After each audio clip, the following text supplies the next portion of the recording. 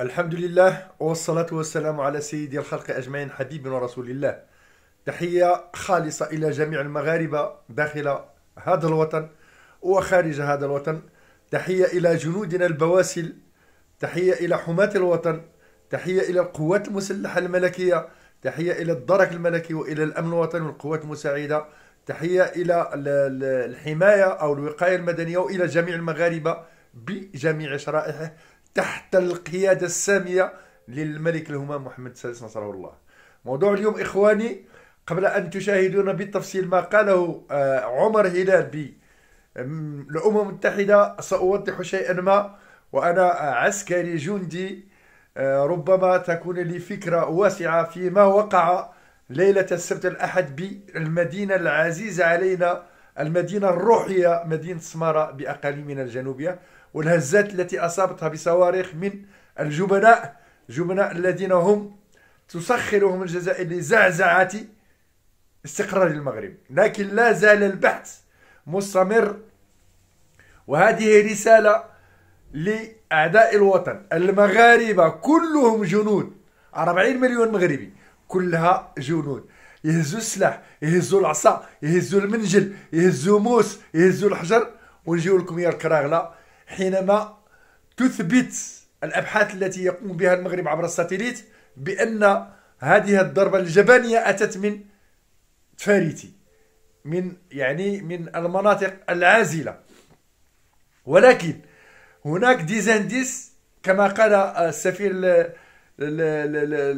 الدائم بالأمم المتحدة عمر هلال حفظه الله، بأن الأدلة كلها تصب في المرتزقة الذين هم وراء تموين الكراغلة أو كبرانات المرادية إن صح التعبير. لماذا؟ لأن الصحافة العالمية والقنوات والإذاعات العالمية كلها تكلمت عن هذه عن هذه الضربة الإرهابية التي أتت من البوليزاريو، والبوليزاريو لم تعقب على أو لم ترد حتى على بأنها بريئة من هذا العمل الجبان. ولكن نعدكم كجنود لأن المغرب يمشي بالدبلوماسية وبالقانون والشريعة الدولية. داكشي اللي وقع 13 نوفمبر في السنوات القليلة الماضية في القرقارات سيضاعف بالعشرات إن شاء الله إن صحت الأدلة بأن الضربة أتت منكم يا جبناء. فالمغرب قوي في صحرائه والصحراء في مغربها، ونحن جنود مجندون وراءك يا صاحب الجلالة. والجميع من أسر الوحدة الترابية ومن المتقاعدين ومن الشارع المغربي يتساءل بل مستعد لحمل السلاح. وهذه رسالة أنا أوجهها للشارع المغربي، للمدنيين الذين يقولون علاش المغرب اش كيستنى، علاش ما يضربش هذا المسخين. أنا أقول لكم كجندي، المغرب ما كيتسراش حتى يكون عنده الضوء الأخضر كما كان في القرقارات، ولكل بداية نهاية. جبدوا النحل على راسهم، سيعرفون من هو المغرب. إلى اللقاء. 4 déflagrations dans la nuit de samedi à dimanche dans la ville spirituelle du Sahara marocain, dans la ville de Ma'al-Ainin, le grand leader de l'opposition et surtout combattant, qui a combattu la colonisation espagnole. C'est en pleine nuit que ces 4 explosions ont eu lieu. Je vais vous montrer ici. C'est une ville qui est connue pour sa sérénité, pour la qualité de sa vie et surtout pour le pacifisme de ses populations civiles. Les 4 explosions dont vous avez fait mention, madame, elles sont pratiquement dans le même périmètre. Première explosion, c'est dans le quartier industriel. Deuxième explosion, c'est dans le Hay Salam. Troisième, Hay Salam. Et le quatrième, Hay El-Wahda. Vous voyez, c'est pratiquement la ville et sa périphérie. Il n'y a aucune installation civile, comme vous pouvez le constater dans la première explosion dans le quartier industriel. Il n'y a aucune installation ou site militaire ni quoi que ce soit. Deuxième, Hay Salam également, vous voyez des bâtiments, vous voyez des rues, vous voyez des terrains vagues. Troisièmement, Hayy Salam, vous voyez, c'est les constructions, pratiquement. Et Hayy Nahda également, vous voyez des bâtiments, des rues. Ben, c'est dans ces quartiers que ces explosions ont eu lieu. Nous déplorons malheureusement un martyr, un jeune garçon de 23 ans qui s'appelle Hamza, qui ne vit même pas là-bas, qui est venu voir sa tante pour demander la main de sa cousine. Il vit en France, dans la ville de Tarbes. Il est venu avec sa mère pour construire un avenir avec la femme de son cœur ou la fille de son cœur. Malheureusement, le destin on a décidé autrement, ou je dirais ceux qui ont organisé, perpétré ces explosions lâches, ignobles, en ont décidé autrement. Nous déplorons également 3 blessés, dont 2 dans un état grave et qui se trouvent encore aux urgences à l'hôpital militaire de Laayoune. Immédiatement après ces explosions, qui ont eu lieu pratiquement vers minuit, minuit 30, la MINURSO a été avisée. Et comme vous le savez, la MINURSO a également des postes d'observation à Smara. Ils sont venus immédiatement. Ils ont constaté que les explosions ont eu lieu dans des quartiers civils, des maisons civiles, un mort et des blessés civils.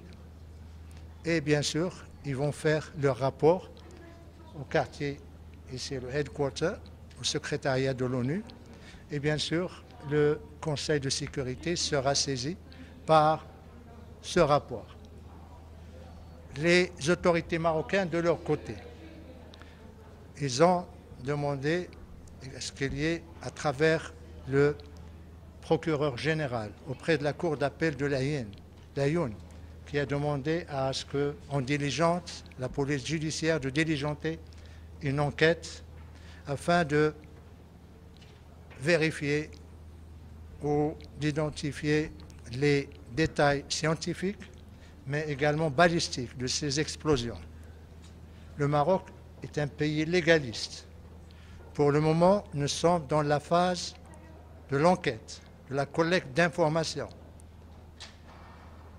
Nous n'accusons personne parce que tout simplement, nous attendons les résultats probants de cette enquête. À ce moment-là, nous agirons. Mais nous ne pouvons pas ignorer qu'il y a un faisceau d'indices qui sont là également probants. Les faisceaux d'indices, il n'y a pas un, il n'y a pas deux, il n'y a pas trois, il y en a plusieurs, et qui versent pratiquement vers la même direction qui s'est prononcée elle-même. Le premier indice, c'est le communiqué qui a été publié par le groupe séparatiste armé, le Polisario. C'est le communiqué 901, où il est dit que, là j'ai le communiqué en français, où il est dit que c'est ce qu'ils appellent l'armée de libération sahraoui a ciblé 3 régions. Le Mehbes, Smara, Farsiya. Smara, il parle de l'explosion et de projectiles qu'ils ont lancés dans la nuit de samedi à dimanche. Premier indice. Et là, c'est un communiqué officiel du Polisario. Deuxième indice, lorsque les radios et les télévisions du monde, les agences de presse ont commencé à parler de ces explosions, le Polisario, et en le citant, à aucun moment, il n'a démenti. En l'absence de démenti de sa part, tout le responsabilise et tout indique que, effectivement, son silence confirme que c'est eux qui sont derrière ces explosions. Comment pourrions-nous qualifier tout en attendant les résultats et les conclusions de l'enquête de la police judiciaire de Laayoune et Smara? nous savons que le droit international, le droit humanitaire international, les résolutions des conseils de sécurité qualifient toute attaque ou tout ciblage des civils ou des villes civiles comme acte terroriste, comme acte de guerre. Et bien sûr, ça suppose des conséquences et des responsabilités. Pour le moment, tout ce que nous pouvons dire, c'est que ces attaques ou ces explosions, cette victime innocente, que j'appellerai Shahid, qui a attristé tout le Maroc, ne resteront pas impunis. Les responsables devront assumer leurs responsabilités juridiques, mais également politiques. Pas seulement ceux qui ont perpétré ces attaques, mais ceux également qui sont derrière eux, ceux qui les abritent, ceux qui leur fournissent les missiles ou les katyushas ou les mortiers. Parce que tout simplement, quand il y a une déflagration, ça laisse des traces. Ça laisse parfois des indices techniques de l'origine qui va permettre au Maroc la traçabilité de l'explosif et la traçabilité du missile Katyusha ou du mortier. À ce moment-là, le Maroc prendra les décisions qui s'imposeront et tirera les conséquences et les conclusions qui s'imposent.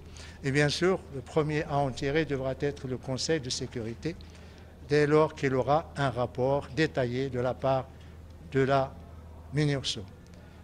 La MINURSO est là pour superviser le cessez-le-feu. Le cessez-le-feu a été rompu il y a maintenant 2 ans, quelques mois. Il y a une responsabilité et nous attendons à ce que ce rapport soit rendu public par les Nations Unies afin que tout le monde sache qui cible les civils, qui tue les innocents, qui déstabilise la sécurité dans la région et qui risque de provoquer